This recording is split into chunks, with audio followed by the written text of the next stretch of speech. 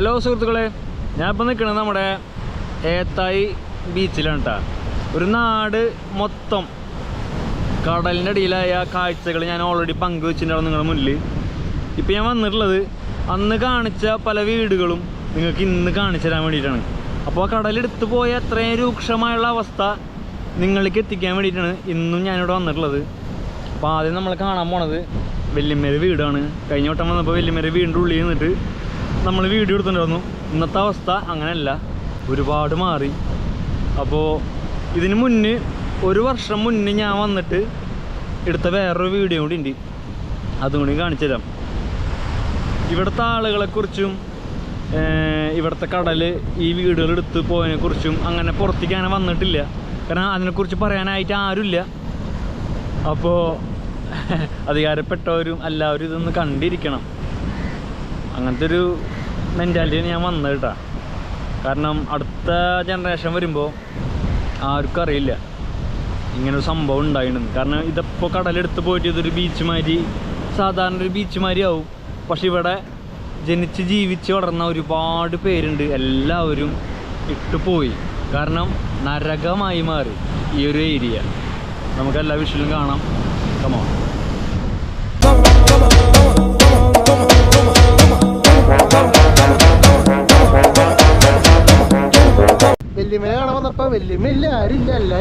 Already വീട് മാറിപ്പോയി. പക്ഷെ ആ വീടിന്റെ അവസ്ഥ ഒന്ന് കണ്ടോക്കിയേ. ഇതാണ് ആ വീട്.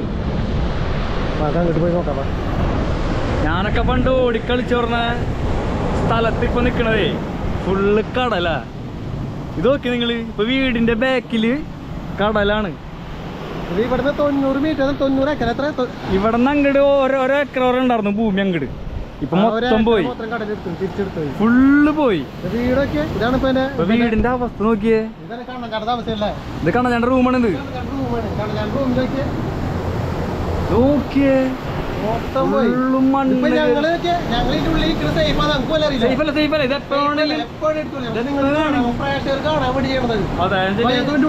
ഇത് ഹാള് ഹാള്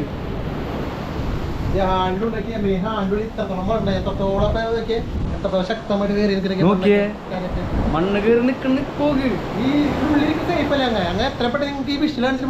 അതെ, ഇത് വെല്ലിച്ചെന്റെയും വെല്ലിമേരുടെ റൂമായിരുന്നു. നോക്കിയേ, ഫുള്ള് മണ്ണ് കയറിയതിൻ്റെ ഉള്ളില് ഫുള്ള് നിറഞ്ഞു.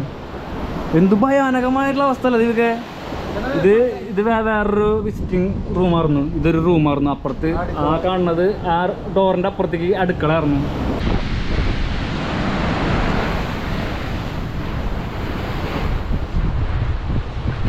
ഇവിടെ കയ്യെത്തിച്ചിരുന്നു, ഉള്ളിൽ കയറിയിട്ട് നമ്മൾ വിഷലുണ്ട്. ഞാൻ വിഷലിന്റെ ഒപ്പം കാണിക്കാം.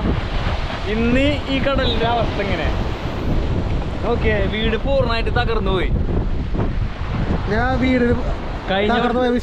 കഴിഞ്ഞ വട്ടം നമ്മള് ഉള്ളിലൊക്കെ കയറിയിട്ട് പറഞ്ഞതാ. ഇപ്പൊ നോക്കിയാൽ ഇവർക്കൊന്ന് കാണിച്ചത് മൊത്തത്തില് വെള്ളം നോക്കട്ടാ. ഇത് അങ്ങോട്ട് പോകുമ്പോ പേടിയാവണ്, കാരണം ഇതടക്കം ഞാനടക്കം പോകുന്നത് പേടി.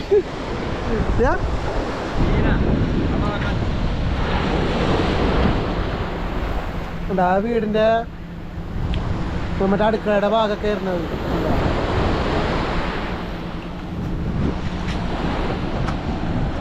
നമ്മളെ പഴിക്കലുണ്ട് തോന്നണ്ടാ.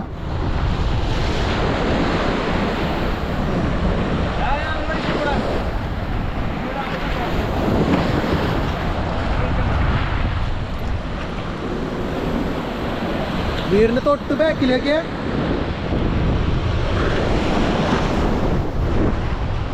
വീട് വാർപ്പടക്കം വയ്ക്കുക.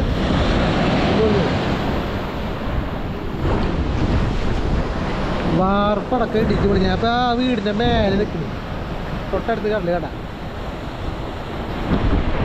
ഞാനെങ്ങനെ അങ്ങോട്ട് പോകുന്നാലേക്ക്. നീ നേരത്തെ കൈ പൊക്കിട്ട് എത്തിയ സ്ഥലം ഏതായിരുന്നു? അതിന്റെ തൂണാണ്. നീ നിക്കണതാണ് അതിന്റെ ഫ്രണ്ടിലത്തെ എൻട്രൻസ്, മേൽക്കൂര. അങ്ങോട്ടാ വീടിന്റെ മേൽക്കൂരയിൽ ഇങ്ങനെ നിന്നോടത്ത് നിന്നിട്ടില്ലേ? ഇത്ര നിന്നിട്ട് വീടിന്റെ മേൽക്കൂരക്ക് എത്താൻ പലർക്കും പറ്റുമോ? പക്ഷെ ഞങ്ങൾക്ക് പറ്റും. കഴിഞ്ഞ വട്ടം ഞാൻ വരുമ്പോ കൈ എത്തിച്ചിട്ടായിരുന്നു സൺസൈഡ് പിടിച്ചോളണം. ഇപ്പൊ നോക്കിയേ, നിലത്ത് വീടെടുക്കേ ഫുള്ള് പോയിട്ടാ. വേറെ അവസ്ഥ. ഇതിന്റെയൊക്കെ ഏറ്റവും മുന്നേ ഒരു കൊല്ലം മുന്നത്തെ ഒരു വീഡിയോ ഞാൻ എടുത്തു വെച്ചിട്ടുണ്ട്.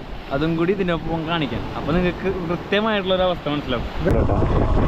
അത് അവിടെ നിർത്തിയിട്ട് എന്റെ പൊന്നെ തൊട്ട ബാക്ക് വരെ എത്തി. നമുക്ക് എന്തായാലും വണ്ടി ഇവിടെ നിന്ന് വെക്കാം.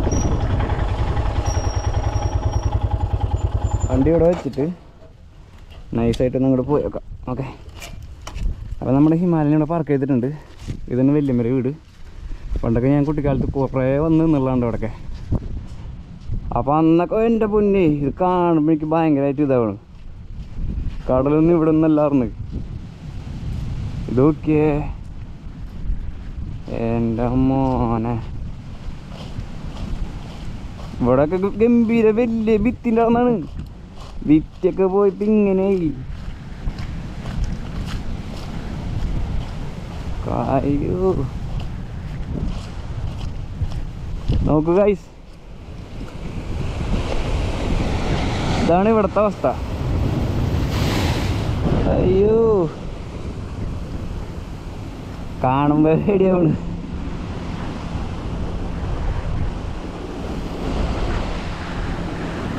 പിന്നെ വെള്ളമൊക്കെ ഇറങ്ങിയിട്ടുണ്ട് കേട്ടോ.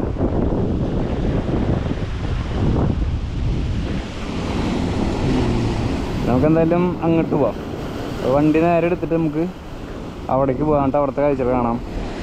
ഓക്കെ ഗൈസ്, വേറൊരു വീട് കൂടി ഉണ്ട്. പിന്നെ നമ്മള് സൺസൈഡ് ചാരി എന്ന് പറഞ്ഞ ഉള്ളിക്കട കയറിയിട്ട് ആ വിഷല് കാണിച്ചു. കുലിങ്ങ വീട് ആ വീടിന്റെ അവസ്ഥ ഒന്ന് കാണിച്ചു നോക്കൂ. പോയി നോക്കാം. ഈ കാണുന്ന വീടില്ല ഗൈസ്, അവിടെ ആ വീട്. എങ്ങനെയൊന്നും തലയില്ല. എങ്ങനെ തലൊക്കെ പോയില്ലേ? എന്നേ പോയി.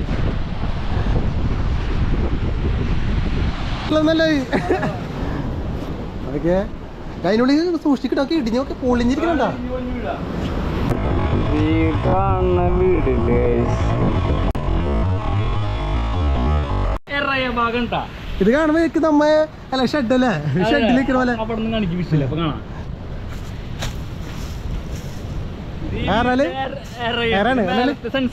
ഒരു ശരാശരി ഒരു വീടിന്റെ ഹൈറ്റ് 10 അടി ഹൈറ്റ് ആണ് സൺസൈഡ് ഒക്കെ വരാൻ.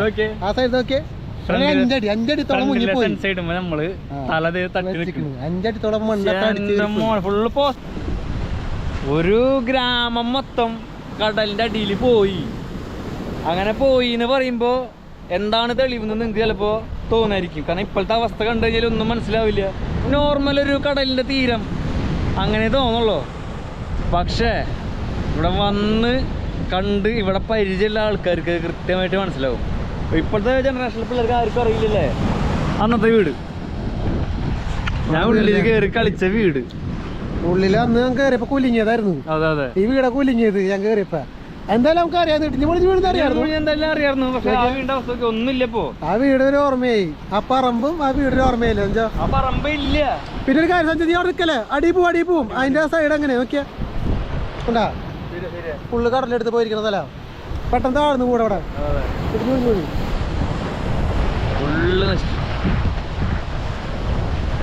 ഇതിന്റെ ആ ബാക്കിലൊക്കെ പോയി എടുത്തല്ലേ ആ വിഷയം ഓർമ്മ. പിന്നെ ഈ കാണുന്നതൊക്കെ നമുക്ക് ഓർമ്മയിലേ. ഇങ്ങനെ സ്ഥലം ഉണ്ടായിരുന്നൊരു ഓർമ്മയില്ലേ. നമ്മ ഈ വിഷയെടുത്തുള്ള നമുക്ക് ഓർമ്മയിൽ വരുന്നത്. മറ്റുള്ളവർക്കൊന്നും ഇല്ല സാധാരണ പോലെ.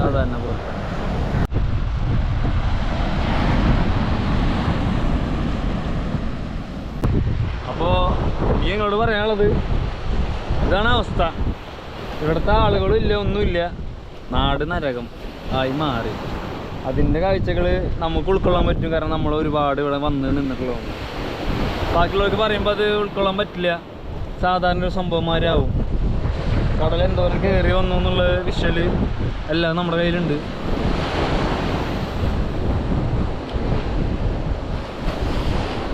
പോയി നോക്കാം. ഈ കാണുന്ന വീടില്ലേ, കാണുന്ന വീട് എൻ്റെ വല്യമ്മയുടെ വീട് കേട്ടോ. നമുക്ക് അവിടെ നിർത്തിയിട്ട് എൻ്റെ പൊന്നെ തൊട്ട ബാക്ക് വരെ എത്തി. നമുക്ക് എന്തായാലും വണ്ടി ഇവിടെ നിന്ന് വയ്ക്കാം. സംഭവമുണ്ട് ഇവിടുത്തെ വേറെ പ്രത്യേകം പറയാനുണ്ട്. ബൈ കാണുമ്പോൾ എനിക്ക് തോന്നും കടലിൽ എത്രത്തോളം ദേശത്തിലാണ് അപ്പോൾ മനസ്സിലാവും. അതെ അതെ, ഈ നിക്കണ കാണുമ്പോഴേക്ക് നമ്മ വിശാലമായിട്ട് ഒരു മരുഭൂമി അല്ലേ, പൂഴിയായ സ്ഥലം അല്ലേ? ഫുള്ള് പൂഴിയുള്ള സ്ഥലം. ഇതാണ് ഇങ്ങോട്ട് വരല മെയിൻ റോഡ്. ഫുള്ള് പോസ്റ്റിന്റെ കാര്യങ്ങളൊക്കെ ഉണ്ടാ. ഇതാണ് ഇവിടുത്തെ മെയിൻ റോഡ്. ഫുള്ള് പോസ്റ്റ് ഇതായിരുന്നു, ഇങ്ങനെ റോഡായിരുന്നു, ഇങ്ങനെ അറ്റം വരെ ഇങ്ങനെ റോഡായിരുന്നു. റോഡ് നിറ സാധനം ഓർമ്മയായി. റോഡ് നോക്കിയേ, ഫുള്ള് മണ്ണ് കേറി ഫുള്ള് നിറഞ്ഞു. ഇപ്പൊ ഈ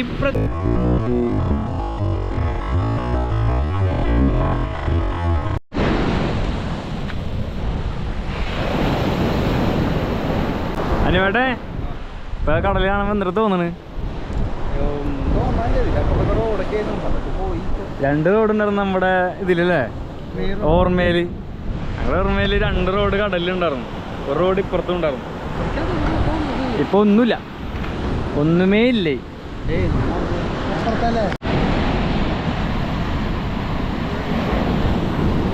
ഇവിടെ ഇടിഞ്ഞു പൊളിഞ്ഞെടുക്കണ ഒരു വീടാട്ടാ നമ്മളിപ്പോ കാണാൻ പോണത്.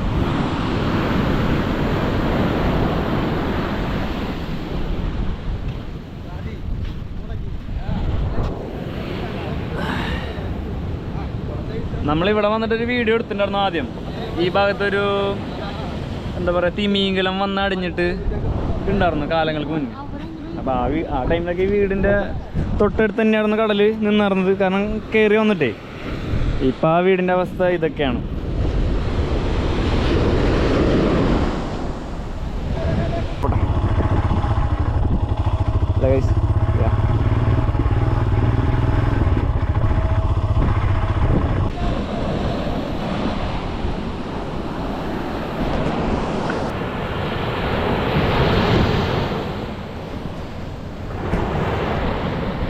നമ്മുടെ പൊക്കളങ്ങര ബീച്ചിലാട്ടാ. ഏത്തായിലത്തെ കഥ പറഞ്ഞ മാതിരി തന്നെ പൊക്കളങ്ങര ബീച്ചിലും ഭയങ്കര കടലായിട്ടാണ്. ഒരുപാട് വീടുകളൊക്കെ പോയിട്ട്. പണ്ട് ഈ കാണുന്ന കടലിൽ സാഗർ എന്ന് പറഞ്ഞൊരു ക്ലബ്ബൊക്കെ ഉണ്ടായിരുന്നു. ഒന്നുമില്ല. Fans yes. പേര് അമൽ രാജ്, സായി കൃഷ്ണ. ശരി, ഇവിടെ വന്നപ്പോ നമ്മളെ കുഞ്ഞി 2 ഫോളോവേഴ്സിനെ കണ്ടിട്ട്. Okay yes.